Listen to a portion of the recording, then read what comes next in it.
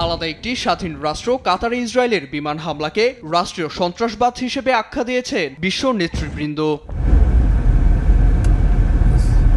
হামলার ৩৬ ঘণ্টা পরও রাগান্বিত কাতারের প্রধানমন্ত্রী শেখ মুহাম্মদ বিন আব্দুল রহমান বিন জসিম আল থানি সিএনএনকে বলেন, দোহায় হামলা চালিয়ে ইসরায়েলি জিম্মিদের মুক্তির আশাকে হত্যা করেছেন নেতানিয়াহু।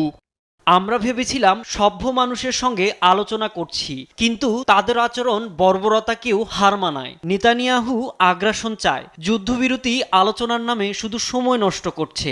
এর জন্য নেতানিয়াহুকে শাস্তির মুখোমুখি হতেই হবে।